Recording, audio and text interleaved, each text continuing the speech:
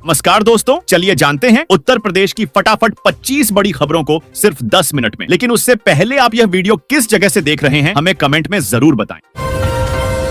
UP के 10,50,000 सरकारी कर्मचारी और शिक्षकों के लिए खुशखबरी, केंद्रीय बजट से मिलेगा यह लाभ। दोस्तों, केंद्रीय बजट 2023 में 12 लाख रुपए तक की आय को आयकर से मुक्त करने के ऐलान से उत्तर प्रदेश के 10,50,000 सरकारी कर्मचारियों और शिक्षकों को बड़ी खुशखबरी मिली है। इस फैसले से राज्य के 6 लाख कर्मचारी और 4.5 लाख शिक्षक सीधे तौर पर लाभान्वित होंगे। साथ ही 11 लाख पेंशनर्स और वरिष्ठ नागरिकों को भी टैक्स में छूट का लाभ मिलेगा। बिजली चोरी के खिलाफ विभाग की छापेमारी से मचा हड़कंप। काटे गए 144 कनेक्शन, वसूला 15 लाख का बकाया। दोस्तों, इटावा और बकेवर में बिजली विभाग का सख्त एक्शन। बिजली चोरी के मामलों में 3 के खिलाफ मुकदमा दर्ज कराया गया है। विजिलेंस टीम ने छापेमारी कर कई लोगों को पकड़ा। बिल जमा न करने वालों के कनेक्शन काटे गए। उपखंड अधिकारी गगन अग्निहोत्री ने बताया कि बिजली चोरी पर लगाम लगाने के लिए यह अभियान निरंतर जारी रहेगा। यूपी में बनेगा 112 किलोमीटर लंबा ग्रीनफील्ड हाईवे। कई जिलों के 96 गांवों को होगा फायदा। एनपीजी ने दी हरी झंडी। दोस्तों, उत्तर प्रदेश में 112 किलोमीटर लंबा ग्रीनफील्ड हाईवे बनने जा रहा है, जिससे कानपुर, फतेहपुर, हमीरपुर और महोबा के 96 गांवों को फायदा होगा। इस प्रोजेक्ट को केंद्र सरकार के एनपीजी से हरी झंडी मिल गई है। हाईवे के बनने से सड़क हादसों में कमी आएगी और ग्रामीण क्षेत्रों का विकास होगा। जल्द ही अलाइनमेंट को भी स्वीकृति मिल सकती है।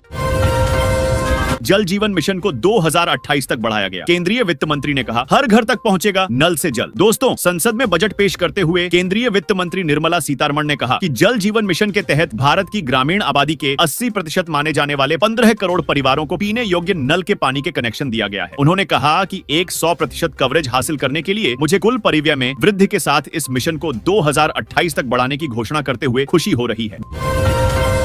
ग्रामीण शिक्षा को मिलेगा डिजिटल बूस्ट, ब्रॉडबैंड कनेक्टिविटी का ऐलान। दोस्तों, केंद्रीय बजट 2025 में ग्रामीण क्षेत्रों के राजकीय माध्यमिक विद्यालयों के लिए ब्रॉडबैंड सुविधा और अटल टिंकरिंग लैब्स की स्थापना की घोषणा की गई है। यह कदम नव प्रयोग को बढ़ावा देगा और डिजिटल शिक्षा को मजबूत करेगा। प्रदेश में पहले से ही 101 राजकीय माध्यमिक विद्यालयों में अटल टिंकरिंग लैब स्थापित की जा चुकी है और 355 और लैब मार्च तक बनकर तैयार हो जाएंगी।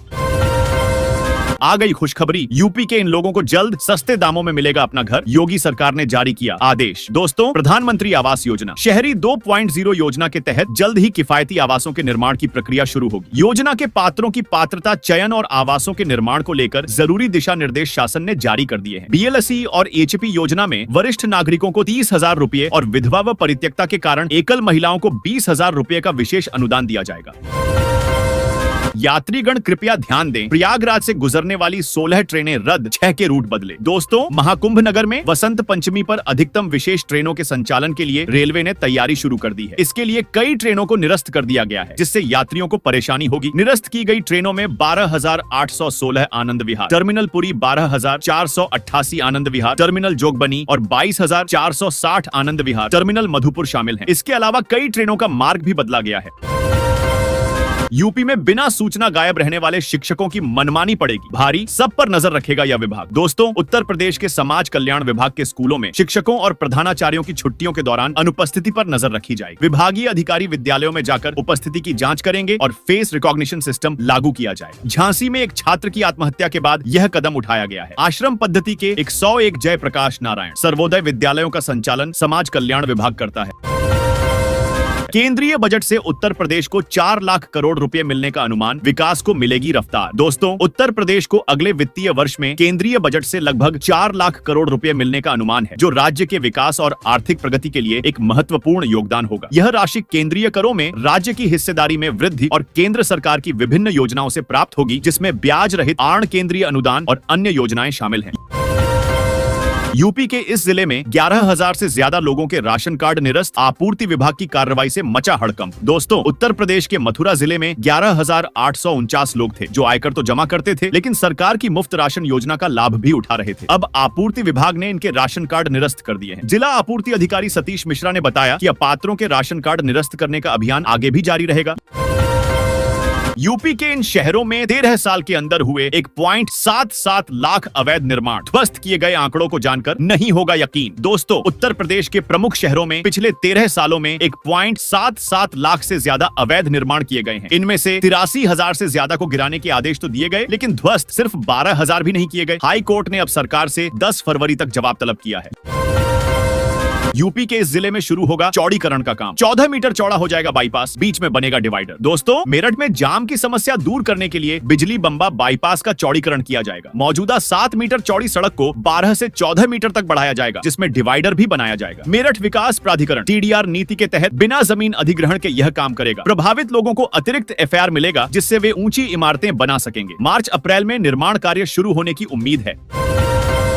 प्राइवेट स्कूल में बच्चों का फ्री में एडमिशन करा रही यूपी सरकार, 4 लाख सीट खाली। दोस्तों, RT के तहत निजी स्कूलों में मुफ्त दाखिले के लिए तीसरे चरण की प्रक्रिया 3 फरवरी से शुरू होगी। कुल 6,03,065 सीटों में से अब तक 1,22,019 भरी गई हैं, जबकि 4,81,046 सीटें खाली हैं। आवेदन 19 फरवरी तक ऑनलाइन किए जा सकेंगे। 24 फरवरी को लॉटरी निकलेगी और 27 फरवरी को स्कूल आवंटित होंगे। आवेदन बढ़ाने के लिए व्यापक प्रचार किया जाएगा।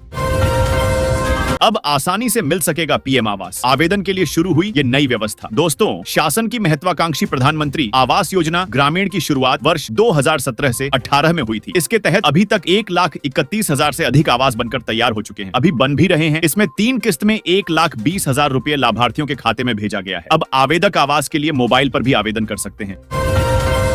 प्रयागराज एयरपोर्ट पर रिकॉर्ड हवाई यातायात, 4 दिनों में 229 उड़ान, 28,990 यात्रियों का हुआ आवागमन। दोस्तों, प्रयागराज एयरपोर्ट पर मौनी अमावस्या के दौरान 4 दिनों में 229 विमानों का आवागमन हुआ और 28,990 यात्रियों ने हवाई यात्रा की। यह 2019 में हुई यात्रियों की संख्या से काफी अधिक है। नए टर्मिनल के बनने से अब आवागमन और भी आसान हो गया है। प्रयागराज से अब कई शहरों के लिए सीधी या कनेक्टिंग उड़ानें उपलब्ध हैं। CM योगी ने हवाई सर्वे कर आवागमन का लिया जायजा, अधिकारियों को दिए खास दिशा निर्देश। दोस्तों, महाकुंभ 2025 की तैयारियों का जायजा लेने के लिए मुख्यमंत्री योगी आदित्यनाथ ने प्रयागराज का हवाई सर्वेक्षण किया। उन्होंने शहर की सड़कों और महाकुंभ क्षेत्र का निरीक्षण किया। CM योगी ने अधिकारियों को श्रद्धालुओं के आवागमन को सुगम बनाने के निर्देश दिए। हाईवे और शहर के अंदर कहीं भी जाम की स्थिति न बने, इसके लिए पार्किंग की उचित व्यवस्था की गई है।